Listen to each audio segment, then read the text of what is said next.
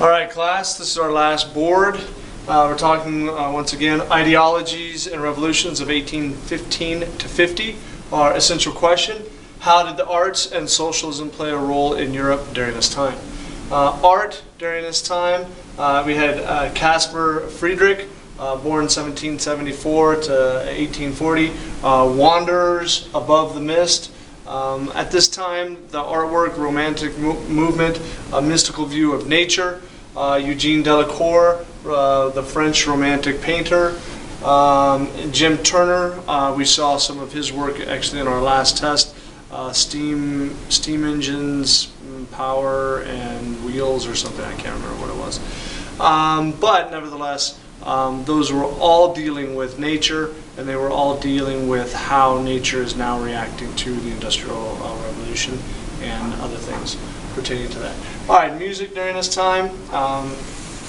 We had quite a few composers. Beethoven, Chopin, Wagner, Tchaikovsky, all very famous composers. Beethoven was in Germany. Chopin was in Poland. Wagner was in Germany, and Tchaikovsky was in Russia. These individuals all contributed great works of art through music, in addition to operas and various different types of music throughout their career. They were all fantastic composers and contributed a lot during this time. Architecture, the Romantic era returned to the medieval ideals. It was somewhat of a Gothic revival. All right, socialism. Actually, one of our FRQ questions was on socialism.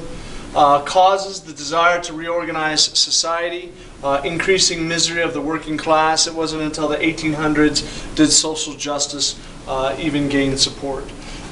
There was some French socialists purposed greater economic equality, such as Louis Blanc, Charles Fourier.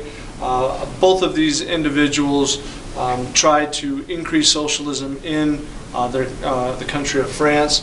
Blanc fought for workers' rights, played a role in the June Days Revolution.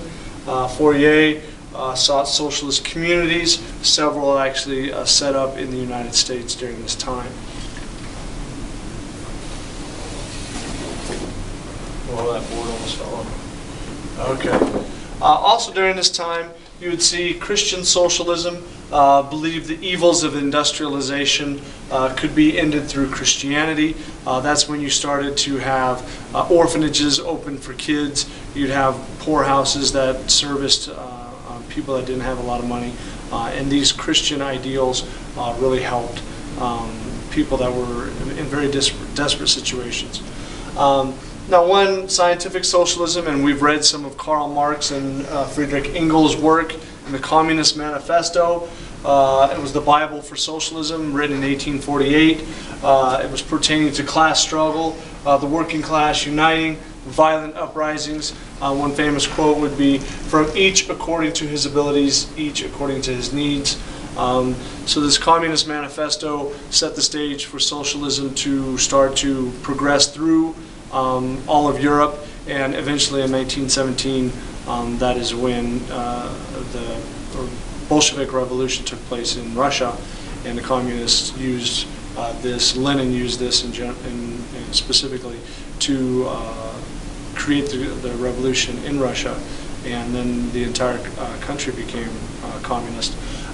So this could be considered, the Communist Manifesto, one of the greatest works of Western literature because it affected so many people in Russia, China, and then other countries around the world in communism. All right, that's the end of our unit on ideologies and revolutions, and we're having a test soon. All right, thanks.